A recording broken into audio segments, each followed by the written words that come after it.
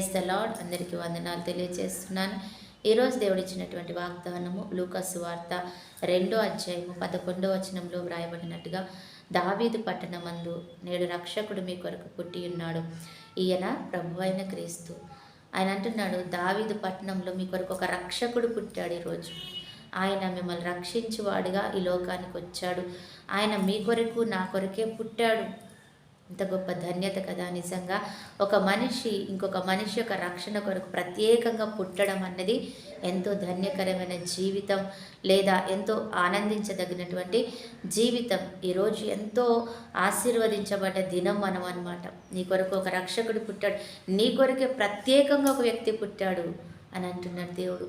అవును, తన సొంత కుమారుని భూమి మీదకి పంపించి మీ కొరకు రక్షకుడు పుట్టాడని దూత ద్వారా వర్తమానం కూడా.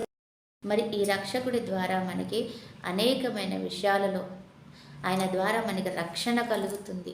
ఏ రక్షణ నీకు కావాలి? ఆత్మ నుండి రక్షణ, శారీరకమైన వ్యాధుల నుంచి రక్షణ, విడుదల కావాలా? సాతాను నుండి రక్షణ కావాలా? దేని నుంచి రక్షణ కావాలో అది ఇవ్వడానికి ఆయన సిద్ధంగా నీ కొరకు వచ్చి ఉన్నాడంట. ఆయన భూమి మీదకి వచ్చి 33.5 సంవత్సరాలు బ్రతికి కూడా అనేక మందిని రక్షించాడు.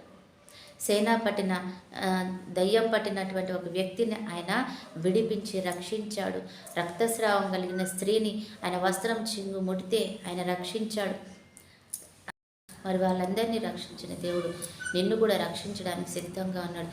ఏ సమస్య అయినా, అది ఎటువంటిదైనా ఈరోజే నిన్ను రక్షించడానికి ఆయన సిద్ధంగా ఉన్నాడు. ఆయన పాదాల దగ్గరికి వచ్చి ఈరోజే పొందుకుందాం. దేవుడు అటు కృప మనకి ఇచ్చినందుకే వందనాలు. ఆమేన్. పరిశుద్ధుడైన దేవా, ప్రేమ కలిగిన తండ్రి యేసయ్య, నీకు వందనాలు చెల్లించుకుంటూ ఈ సమయాన్ని మాకు ఇచ్చినందుకు కృతజ్ఞతలు నాయన. నువ్వు రక్షకుడుగా మా దగ్గరికి వచ్చి రక్షించినందుకు వందనాలు చెల్లిస్తున్నాం ప్రభా.